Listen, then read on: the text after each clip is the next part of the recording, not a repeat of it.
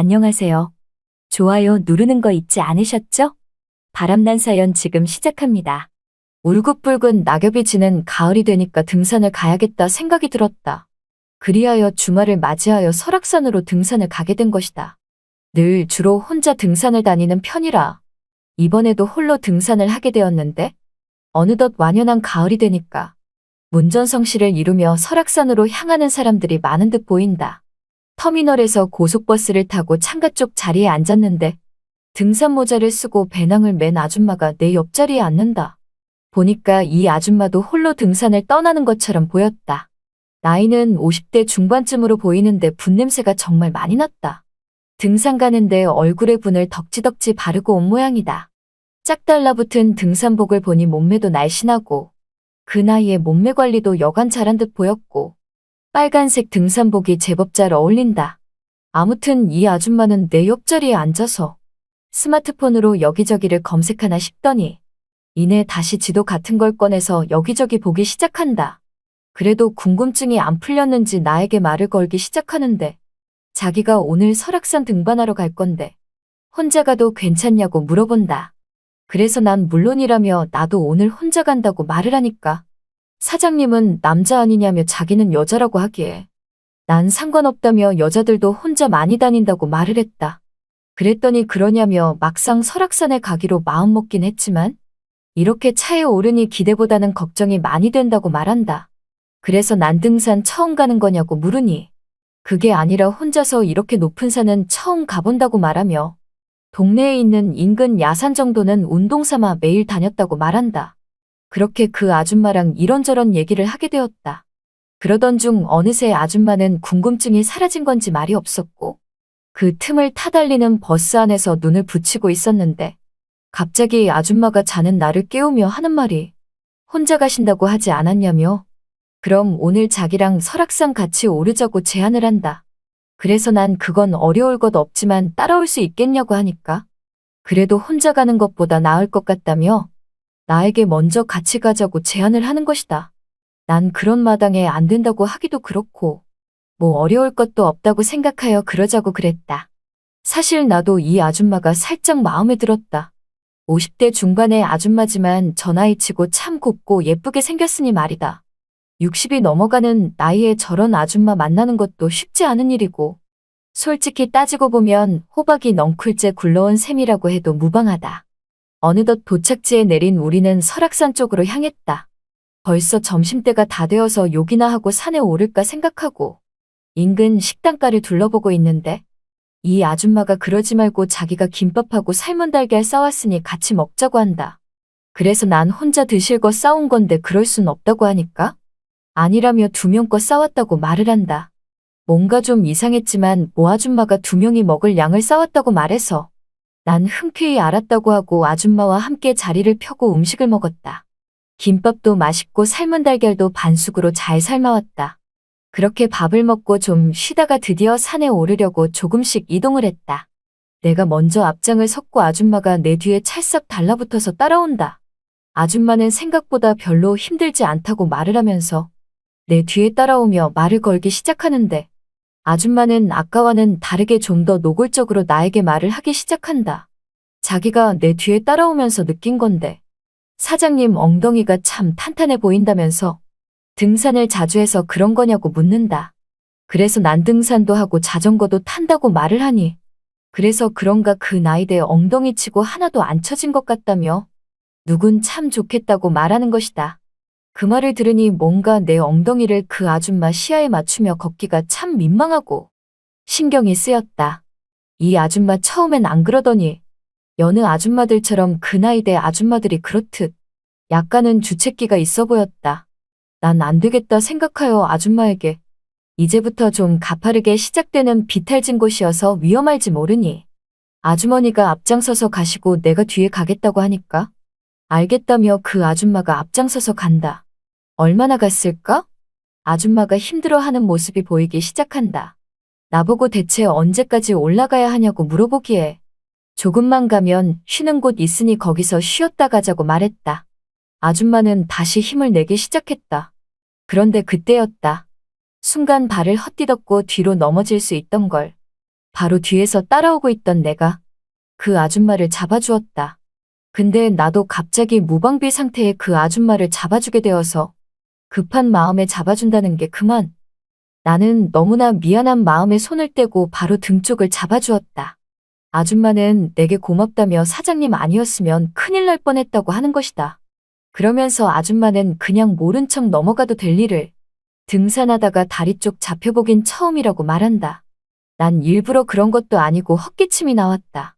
드디어 쉴 만한 곳이 나왔고 아줌마랑 나란히 앉아있는데 그 아줌마가 사장님 손이 왜 이렇게 크냐며 아까 자기 잡아줄 때도 손이 크니 안정감이 있다면서 좋았다고 말을 한다.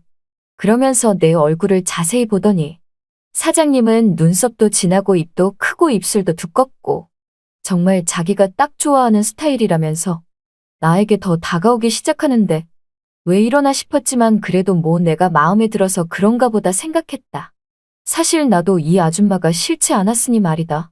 아줌마는 나에게 자기가 왜 2명 먹을 음식 싸온 건지 아냐고 묻기에 난 잘 모르겠다고 말하니 사실 자기는 혼자가 싫다면서 이런 험한 산에 오는데 어디 남자 없이 등반을 할 수 있겠냐며 사실은 여기 와서 같이 등반할 남자를 한 명 물색해볼까 했지만 버스 안에서 날 보자마자 마음에 들어 이렇게 같이 등반하자고 제안한 거라면서 나에게 이제는 할 말 안 할 말 자기 속에 있는 말까지 해댄다.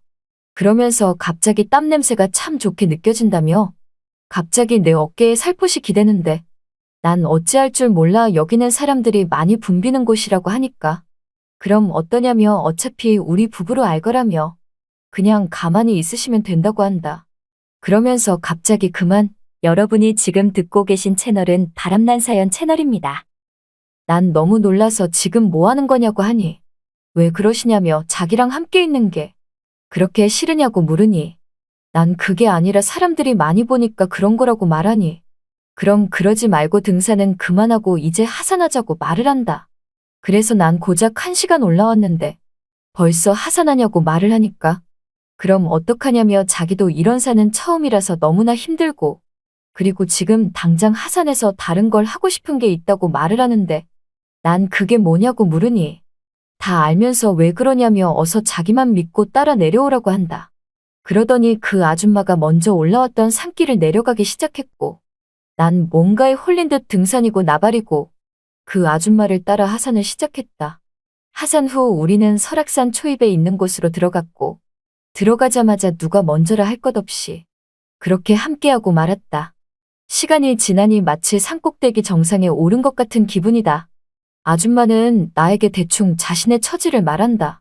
사실 자긴 남편이 있는데 지금 식물인간이라며? 남편 간호만 하고 산지 벌써 10년이 넘어간다고 말한다. 남편이 식물인간이 되기까지 매일 하루가 멀다 하고 하루에도 몇 번씩 사랑을 확인했는데 이제는 남편도 저렇게 되니 그런 부부로서의 삶은 물 건너 간지도 오래고 어쩌다 보니 생과부가 됐다면서 마음은 안 그렇지만 몸은 그렇지 않으니 그러지 말아야 할 행동들을 가끔 하고 말았다고 말을 한다. 그래서 바람도 많이 피고 살았다며 그 말을 들으니 이 아줌마가 왠지 조금은 이해가 됐다. 그러면서 나에게 하는 말이 사실 정말 자기 설악산은 처음이라면서 이렇게 설악산에 와서 좋은 공기도 쐬고 산도 구경하고 사장님 같은 분도 만날 수 있어서 좋았다고 말한다. 그러면서 나에게 또 하는 말이 자기가 이제껏 만나본 사람 중에 엉덩이가 안 처지고 이렇게 예쁜 중년은 처음이라고 하기에 난 민망했다. 하지만 뭔가 뿌듯했다. 그렇게 그 아줌마와 다시 우리는 시간을 보냈고 드디어 다음 날이 되었다. 이 상태에서 이 아줌마랑 다시 등산하기는 뭔가 좀 어렵다고 생각했다. 그런데 그걸 또 이 아줌마도 알았는지 아줌마는 이제 자기 서울로 가봐야겠다면서 사장님과 보낸 시간들 잊지 못할 것이라고 말한다. 난 뭔가 아쉬운 마음에 연락처를 달라고 했지만 자기는 이렇게 만난 사람들에게 연락처를 한 번도 준 적이 없다고 한다.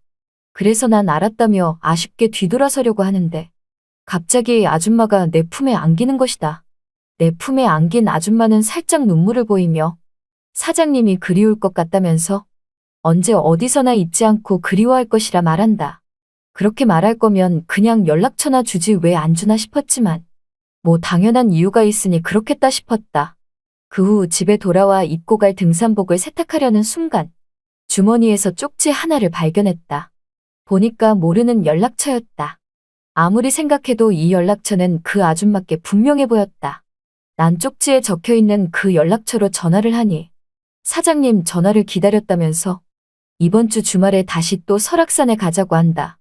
그래서 난 이번 주 주말엔 설악산이 아니라 지리산에 갈 예정이라고 하니까 어디든 좋다며 자기도 나랑 산에 가고 싶다고 말한다.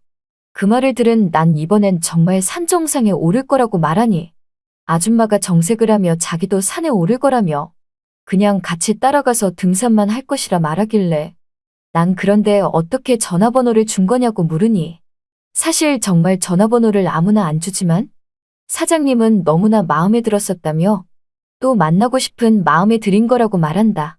그러면서 자기가 싫으냐고 묻기에 난 아니라며 좋다고 하니까 그럼 잘 된 거 아니냐면서 이번 주 주말에 지리산 함께 가자고 한다.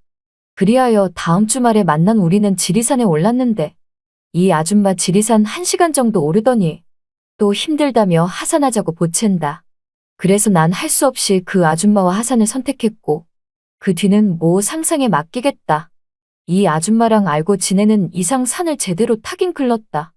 다음번 등산엔 혼자 갈 건지 같이 갈 건지 벌써부터 고민이 된다. 하지만 왠지 모르게 그쪽이 더 끌린다. 잘 들으셨나요? 오늘의 바람난 사연은 여기까지입니다. 구독과 좋아요 부탁드립니다.